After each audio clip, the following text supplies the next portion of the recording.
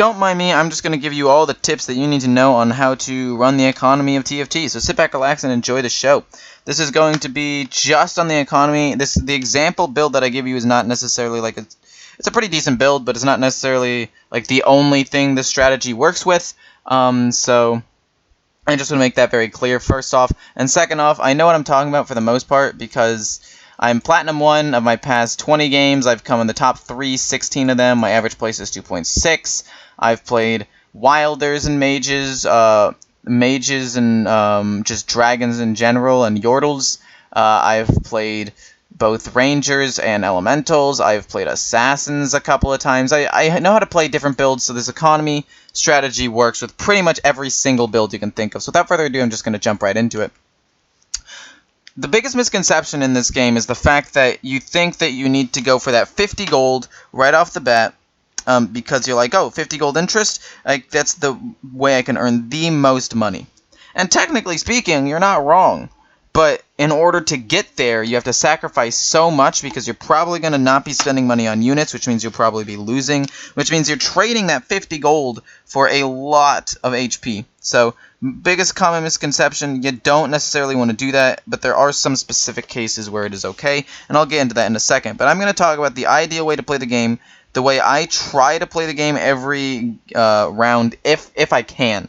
Like, if I do happen to get something where I can get this to work, I'll try to snowball it. So, without further ado, we'll just get into it. Let's say you start with early noble synergy. Woo! You get the early nobles. Let's say you get 1 to level 2. You have a pretty good early game start, right? Well, on your very first human round, you're at 2 EXP. You get 4 every time you level up, or EXP buy, which means that you could level up to level 4 on the very first round. And if you have a comp that you think can actually do well, do it. With this comp specifically, I like going with an extra knight for the extra knight synergy, and then having these guys like Fiora be in the middle of these two guys to tank on either side, and Vayne in the back, and it works out pretty well for me. This is like my ideal early game build, but this could work with multiple different things if you get some early level 2s, or if you have some pretty nice synergies like knights or wilders or gunslingers just already done. So, you want to go for early wins. At this point, from level 4 to 6, you want to hard level. You want to get to level 6 as soon as possible so you can actually start getting higher rarity units. And around rank 6, or level 6, sorry, is the time when I try to decide where my build is going. So let's say you start leveling up. You're like, okay, I want an extra ranger. And then you get offered an Ashe as well, and you're like, okay, that's a decent Ranger synergy. And then let's say you get a better tank, so let's say you take out her and put in Poppy, or take out Darius and Poppy. Around level 6, this is a pretty decent build. I'd say you have Knight synergy, you have Ranger synergy, you still have those Nobles as well. And overall, everything's going pretty hunky-dory. Once you get to level 6, though, the biggest thing that I like to do after level 6 is then I start trying to save gold. It's weird that this is when I start trying to save gold, but this is when I start trying to do it, because there's actually a good reason to it, at least in my opinion. At this point in the game, once I'm level 6 and other people are around level 6, probably level 5, at this point in the game, it's a lot harder to maintain a win streak than it was at the beginning of the game. Because at the beginning of the game, if you can get a really good early game comp, outnumber people, you'll probably win. But at this point in the game, and from here on out, most comps, or most people, at least have a chance of beating other people, even if they are much higher on the list. Like, okay, if you have an insane thing with a ton of 3 stars and your build's absolutely phenomenal, you probably won't even ever lose, so you can just bank on continuing your win streak. But at this point, I'd like saving gold, because that way, if I do happen to lose, and I have like 20 gold in my bank, so I had like +2 interest, if I do happen to lose, and I don't get the extra 1 gold from the win, and I don't get the extra like 2-ish, maybe more gold of the win streak, sometimes even 3, my economy isn't hit quite as hard because I still have that extra interest gold, and then from that point on, we're just going to save, but we're going to slowly level up as well. So if I'm at like 24 gold, I'll level up and go down to 20, and I basically just level up down to the nearest 10, but if I'm at like 22 or something, I don't level up. So that's the basic gist of that. Once I hit level 7, now let's say I hit level 7, we get rid of Poppy. Let's say, okay, at level 7, we actually get offered a Leona, and we were offered some Brahms in the past. So now we have Guardian synergy, but we keep the Glacial synergy. Okay, now at level 7, there are a couple of courses of action that you can take, but my favorite one is, at this point in the game, 7 is when my build is starting to get finalized. So, what I like to do at that point is hard reroll, okay? Hard reroll, you can try to save a little bit of gold. You don't want to go all the way down to 0, but you don't want to be at 50 either. You want to be around like 20-ish, in my opinion, gold, maybe 30, so that way you can get a decent power spike and not fall behind other people if they're also trying to spend gold as well. You want to spend a little bit, but not go all the way down to 0, and try to get as many level 2s as possible. Once you get everybody to level 2, you focus on leveling. And you save gold, in my opinion, so that way you can get to level 8 fastest, because you'll get a little extra interest gold. But as soon as you can get to that level 8, do it. You just hard reroll, because that way, boom, see, look at this, level 8, not level 7, around this point in the game, you'll be taking a lot of damage if you lose. So a hard level up, once everybody's already at pretty decent to like max potential, you can just, you know, toss in a Sejuani, because she's a higher rarity unit. There, you get the Knight synergy back. You take out Fiora because you don't feel you need nobles anymore. You throw in like a Volibear or another just Glacial in general, and boom, now you have Glacial synergy, you have Guardian synergy, you have Noble synergy, and you have Ranger synergy and all that. And then once you hit level 8, after you force a level up and put in an extra guy and fully finalize your build, like this is absolute ideal. Like 7 is your finalized build, but level 8 is your like fully optimized build. Like this is as good as it'll get.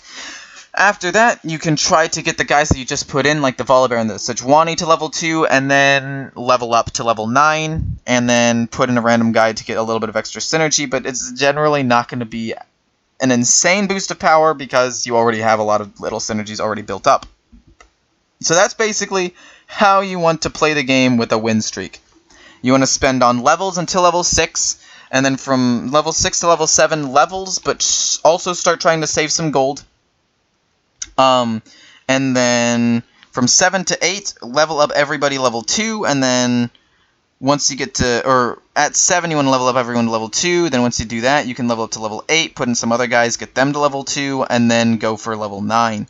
Or you can hard reroll for some 3 stars, that's actually not a bad strategy either, it's really up to your own personal preference, because at that point that one extra unit's not huge, as I've already said, because it's not going to like finish off any major synergies, but it would still be nice to have one last unit, especially if it's like a 5-cost unit, which is just strong in general. So that's how you do that. That's how you play a win streak. But let's say, okay, back when you have like 4 or 5 units, so let's get rid of all these bad boys. Boom, boom, boom. Get rid of all of these, okay? Let's say you have this build, you get that last little noble, you get an extra knight with Darius or whatever, and then you have like an Ashe. Okay, so you have a decent build, but let's say you lose here, right? After you lose a game, after going on a win streak, I like to save gold. Because there's no reason to spend a ton of gold at this point to maintain a win streak, because I just lost. I lost to like the 1st or 2nd place guy, right? Like I lost to a guy with a pretty decent build. So, just like that, the amount of earning potential that I have goes down pretty dramatically because the win streak is gone. So, I'm going to save gold and go for interest. However, once I win another round naturally, right, I'm not hard rerolling or hard spending money on levels. Once I get another natural win, then I start spending my money again to try to snowball it. I mean, not all of it. Generally, at this point, since your win streak's not going to be incredible, I'd spend it down to, like, not like that 10, but the next one. So if you're at, like, 30 gold, not down to, or let's say you're at 36, I wouldn't go down to 30, I would go down to 20. I'd spend enough to go down to the, like, 2nd closest 10, and then I start saving gold again, because the interest gold will help, especially considering the win streak is not going to be that incredible, at least not to start off.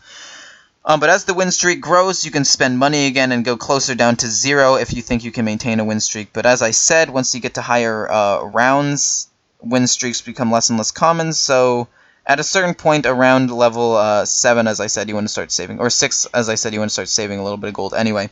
But if you lose a round, you just don't put in a ton of gold until you naturally, that was rude, because my tier list is actually insane, I think. I'll show that in a different video.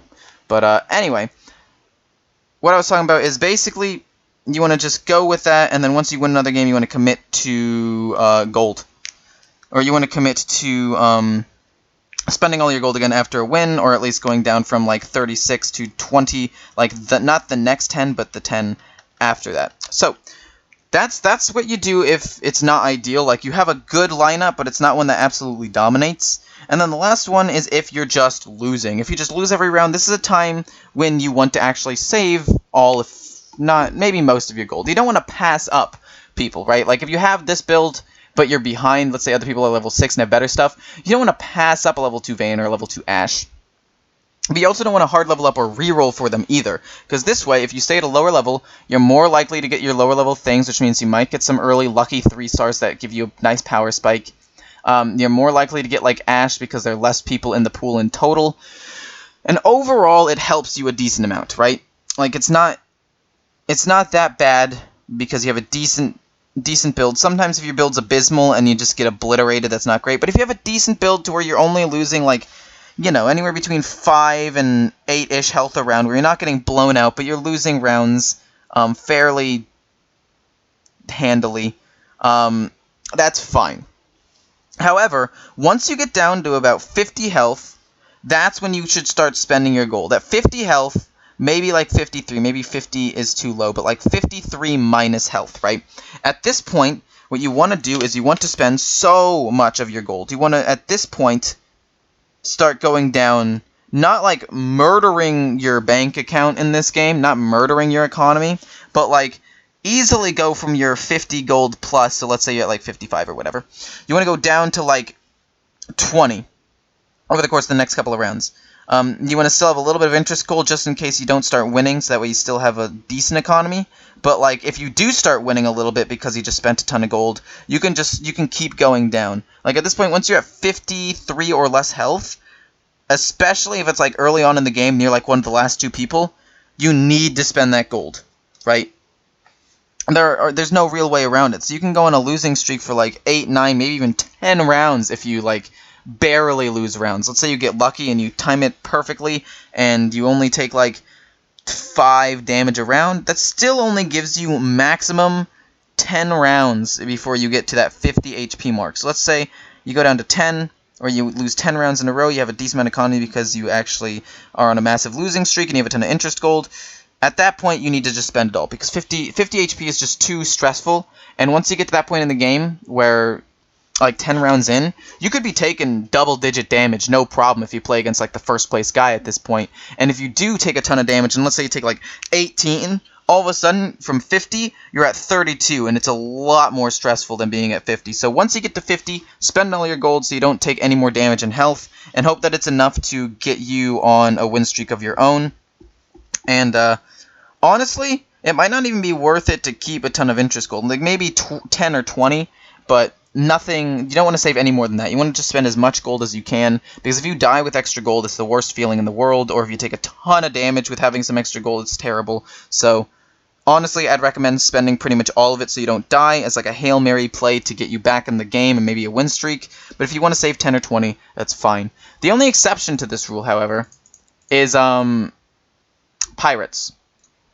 And so let's say you have some pirates here. Let's just pick some pirates. Let's say you have this 5 pirate lineup. We also have Graves. This pirate lineup is, in my opinion, one of the best builds early on in the game. Yes, you're going to have to transition out of them, for sure, but the early gunslingers allow you to do a lot of early damage that you actually don't really fully expect. Okay? You have a lot of power potential in this build, so you can actually win while also earning extra gold. However, if you're losing, you probably won't lose by that much, because pirates are actually pretty decent early game, just because a lot of them are gunslingers. If you actually like get this build early and you're losing, however, you won't lose by that much and you can save up. So you have a couple courses of action with this particular build. One, you can go for spending all of your gold still and trying to get all of these guys up a level, or better yet, in my opinion, you don't necessarily want to level them up, because you're probably going to get rid of multiple of them a little bit later. Like, if you don't want to commit to gunslingers, you're going to ditch Tristana and Graves and probably Gangplank later. And maybe even Lucian too, unless you go like Nobles. So, Pike's just good on his own. You can actually keep him in for a while without it detrimenting or being too detrimental to your build. But like I said, you can either try to stack these guys up, which is fine, it helps you win earlier rounds, or you can spend your gold and try to get a decent bench. So let's say on your bench you actually manage to get like a Kennen brand, and then you get a Kennen and a Lysandra, and then you just wait for that brand, and then as soon as you get the brand, you substitute them in for the pirates, and you're good to go, right? So you can spend your gold to get a good bench and then have a nice little power spike later on, or you can just save gold and get the 50 and get a ton of interest gold sooner, which that way, when you get down to that 50, 53-ish health mark, you just have more gold to use. You can also just use it to level up with a little bit of extra gold every time, so you just have more gold in general. And those are basically the 3 general strategies you have for the econ of this game. These are the 3 strategies I use. I've used all of them. In fact, I used the losing strategy for assassins a decent amount of time, because assassins have like a nice little power spike kind of early, but then they lose a ton because they have another power spike at 6, but if you don't get to 6, they become kind of weak. So I go on a decent losing streak, and then I get down to like 50, hard reroll, get all the assassins I need, and then climb the ranks again and get back to like anywhere between 1 and 3 place finish. Winning a ton is always really nice, but sometimes with that kind of build, either A, you got really lucky and got some nice early like 2 stars and stuff, or you're going an early game build that'll start falling off, like gunslingers, and you're gonna have to figure out a way to transition out of them to get a better build. And then I've also gone pirates before as well. That one also transitions into assassins nicely because of Pike. And that one I have done both with success, whether it be save gold and build up a bench, or try to make my pirates super strong and just try to win as many rounds as possible, and then eventually when my pirates start losing, then use the gold that I've saved up or the extra gold that I've earned just by winning every round with them to start transitioning into assassins or mages, or I guess blade masters too sometimes because of gangplank. So it really just depends on the build that you're trying to go. But yeah, that's how you use the economy of this game. Personally, I think that it's not super complicated. I think that there are definitely like weird things about the game, but general rule of thumb, here's when you level up. You level up when you are at 2 EXP going on 6. You level up when you are on, in my opinion, 6 or 10 EXP going on 18. And then I like leveling up at 16 or 20 going on the 30 to level up to level 7. Those are the biggest points when I like to level up, especially on going the win streak thing, because it's a nice clean level up, but it also gives you some time to buy units if you're offered some good units as well. You don't want to just pour all of your gold into leveling up, and that's basically that's the general rule of thumb in my opinion. Like, this cookie cutter strategy, obviously you're going to need to learn how to adapt on your own, but this cookie cutter strategy I just used over and over and over again, and that got me from gold to plat without too much of a problem.